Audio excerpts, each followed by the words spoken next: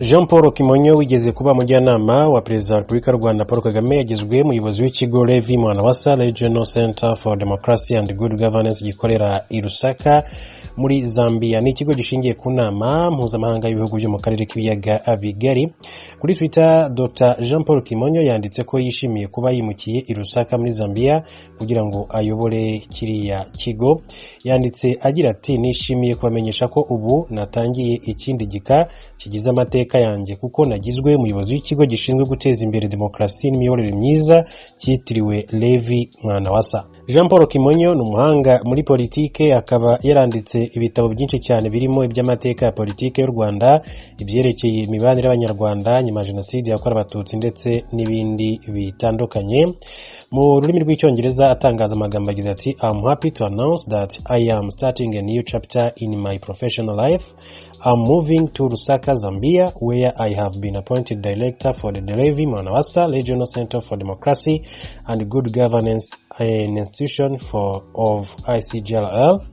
Ari mu bantu rero ba mbere bagize icyo bavuga kuri raporo yiswe iya declare yakozwe n'abanyamateka b'Abafaransa ivuga uruhare igihugu cyabo cyagize muri jenoside yakorewe abatutsi mu mwaka w'1994. Icyo gihe yavuze ko iriya raporo igize intambwe nziza mu mibanire hagati y'u Rwanda n'Ubufaransa. Kimwe mu bitabo bizwi cyane kurusha ibindi mu byo yanditse harimo icyitwa Rwanda un génocide populaire. Ni igitabo kigwa muri za kaminuza cyane cyane abiga amateka y'u Rwanda rwa mbere gato na nyuma ya jenoside yakorewe abatutsi mu mwaka w'1994. Ikigo agiye kuyobora cyashinzwe mu mwaka wa 2006 gishingwa binyuze mu masezerano y'ubufatanye mu by'umutekano n'iterambere mu karere k'ibiyaga bigari, gitangira gukorera neza mu mwaka wa 2011 nibwo cyatangiye gukora neza. Gishinzwe gutekereza gahunda zo guteza imbere imiyoborere myiza n'ibindi bigenga umuryango w'akarere k'ibiyaga bigari. Ibihugu byasinye amasezerano yo gushyiraho uriya muryango ni Angola, Burundi, Repubulika ya Centrafrica, Repubulika ya Demokarasi ya Kongo, Rwanda, Sudani y'Epfo, Tanzania, Uganda ndetse n'igihugu cya Tanzania. Mu gihe abura amasaha make ngo hashyirwe mu bikorwa iby'inama idasanzwe ya minisitiri ateranye ku wa mbere tariki ya 21 Kamena muri gare Nyabugogo, abantu bari uruvunganzoka kuri wa kabiri barashaka uko basubira iwabo mu ntara. Inama minisitiri idasanzwe yateranyije ku wa kabiri nyuma y'ubwiyongere bukabije bw'icyorezo cya COVID-19 mu gihugu. Yateranyije ku wa mbere. Nibare ya Minisiteri y'Ubuzima yerekana ko mu Rwanda ejo ku wa mbere habonetse abarwayi bashya ba coronavirus 622 na batandatu bahitanwe na kiriya cyorezo cya COVID-19. Nibwo bwa mbere kuva COVID-19 yagera mu Rwanda muri Werurwe umwaka ushize hari hagaragaye abantu 600 bayandura mu munsi umwe. Umwanzuro wa kabiri w'inama y'abaminisitiri uvuga ko ingendo hagati y'umujyi wa Kigali n'intara ndetse n'ingendo hagati y'uturere tundi tw'igihugu zirabujijwe kereka ku mpamvu za serivisi z'ubuzima cyangwa se izindi serivisi z'ingenzi. Uyu mwanzuro ukomeza uvuga ko icyakora imodoka zitwaye ibicuruzwa zemerewe kugenda mu turere twose ariko ntizitware abantu barenze babiri. Iri bwiriza cyo kimwe n'izindi ngamba nshya zashyizweho n'inama y'abaminisitiri zizatangira gushyirwa mu bikorwa kuri uyu wa gatatu tariki 23 Kamena. Mbere y'amasaha make ngo ibyemezo bishya by'inama y'abaminisitiri bishyirwe mu bikorwa batari bake mu gitondo cyo kuri wa kabiri babyukiye Nyabugogo kugira ngo babashe gusubira iwabo. Abazindukiye Nyabugogo bavuga ko bashatse kugenda mbere yuko gahunda ya guma mu karere itangira bitewe nuko imirimo bakora buri munsi ishingiye ku ngendo hagati y'umujyi wa Kigali ndetse n'utundi turere. Hari benshi banagaragaje impungenge z'uko ubwiyongere bwa COVID-19 bushobora gutuma igihugu gisubizwa muri gahunda ya guma mu rugo mu gihe cya vuba, ikaba impamvu bahisemo rero gufata iya mbere bagasubira iwabo. Abaturage bavuganye n'itangazamakuru bavuze ko kubera ubwinshi bw'abagenzi bari Nyabugogo hari benshi bashobora kubura imodoka zibatwara, bityo bagasaba leta kubafasha nk'uko bagiye babigarukaho mu biganiro bakomeje kugenda bagirana n'itangazamakuru. Reka tujye mu burengerazuba bw'u Rwanda. Nyamasheke ibikoresho byo kubaka amashuri byaribwe, hari abamaze gutabwa muri yombi kugeza magingo aya ngaya.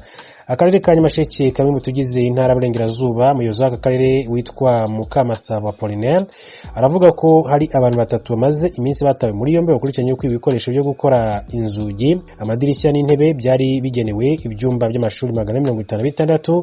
Akavuga ko icyakora ko kubw'amahirwe ibyinshi muri ibi bikoresho bimaze kugaruzwa aho byari byaragurishijwe naho byari byarahishwe mu mashyamba n'uwari wabyibye. Abandi babiri nabo hakaba ibyabahuriyeho aho rero bari bashinzwe rero kubicunga. Mu kiganiro yahaye bwiza.com, Meya Mukamasabo Apollinaire yavuze ko ibikoresho byinshi cyane ngo bagiye babikura mu masoko hirya no hino aho byari byagurishijwe n'uwitwa Minani Emmanuel wari warahawe akazi n'uwitwa Ngamije Ambroise Amani wari watsindiye isoko ryo gukora izi nzugi n'amadirishya byo gukinga aya mashuri n'intebe z'abanyeshuri. Uyu Minani we amaze ibyumweru 3 mu gihome kuri station ya RIB ya Ruharambuga muri aka karere. Uyu muyobozi avuga ko aka karere kagiranye amasezerano rwiyemezamirimo Ngamije Ambroise Amani yo gukora inzugi 456, amadirishya 800 n'intebe 10,484. Ibyuma byo gukora ibyo bikoresho byari byatanzwe na Minisiteri y'Uburezi Minedike.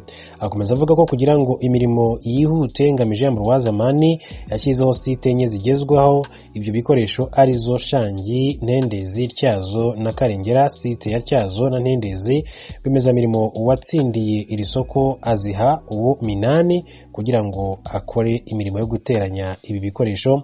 Saa 3 z'ijoro ku itariki 31 Gicurasi, Minani Emmanuel wari ushinzwe guteranya ibi bikoresho kuri zo site yafatiwe kuri site ya Ntendezi apakiye bimwe muri ibyo bikoresho ngo ajye kubigurisha. Yikanze abashinzwe umutekano arongera abipakurura vuba ngo ashaka gusibanganya ibimenyetso, ahubwo avuga ko yarabizanye bagasanga abipakurura bakabyitiranya no kubipakira, ariko kuko ngo hari amakuru yari yatanzwe na rwiyemezamirimo Ngamije ko ibikoresho bamaze kugenda babyiba. Uyu Minani ahita aratabwa muri yombi, cyane ko n'umushoferi wari ugiye kubitwara yavuze ko bari barimo rero kubipakira atazi aho amubwira kubijyana. Meya Mukamasabo ati nibyo koko ibyo bikoresho byaribwe, ati kuko nyuma yuko uwo Minani Emmanuel afatiwe mu cyuho hahise hatangira iperereza ku byibwe byose. Bigaragara ko ku itariki ya 18 na 19 Gicurasi yagurishije bimwe muri byo uwitwa Makuza Etienne usanzwe acuruza ibikoresho by'ubwubatsi muri centre y'ubucuruzi Rwesero, umurenge wa Kagano. Muri kariya karere hafatwa n'ibindi byari byaguzwe n'abandi bacuruzi muri iyo centre y'ubucuruzi n'ahitwa ku Kabeza muri umurenge wa Kagano, n'ibindi byari bihishe mu ishyamba rya Ruharambuga. Ati byose rero biri mu bubiko bw'akarere kugeza magingo anga. Yarakomeje agira ati birababaje cyane kubona yarahawe akazi aho gukora agatangira kwiba ibikoresho abigurisha, ibindi abihisha hirya no hino mu mashyamba ngo nabyo bipakirwe bigurishwe. Ati gusa yasanze inzego zacu z'umutekano ziri maso zimuta muri yombi, arimo kuburanishwa n'ibimuhama azabiryozwa amahirwe. Uretse ibyo yateshejwe, ati n'ibindi byibye, ati hafi ya byose byarafashwe, ati birimo n'ibyo yari yahishe mu gihuru mu ishyamba rya Ruharambuga. Meya Mukamasabo avuga kandi ko hari abandi bantu bagera kuri 2 bataye muri yombi ku itariki ya 19 Gicurasi. Umwe wari ushinzwe ububiko bw'ibikoresho nk'ibi, undi yashinzwe gukurikirana inyubako mu murenge, yavuze ko atibuka neza. Nabo ngo bakaba bafungiye kuri station ya RIB ya Ruharambuga. Agasaba abari muri izi nyubako z'amashuri kwirinda akaboko karekare kuko uzabigerageza wese ngo bitazamuhira, cyane cyane ko hari inzego nyinshi cyane izo babona n'izo batabona zibakurikiranira hafi. Si ubwa mbere muri kariya karere havugwa abakurikiranyweho kwiba ibikoresho by'ubwubatsi bw'aya mashuri yubatswe igihiriri na Minedike n'abafatanyabikorwa bayo, aho hari na bamwe mu bayobozi b'amashuri babifatiwemo bibye sima n'ibindi bikoresho. Uyu muyobozi akavuga ko bagaragaye rero mu mirenge myinshi cyane batabwa muri yombi ngo baryozwe ubuhemu, ngo n'undi uzabikinisha ntazamenya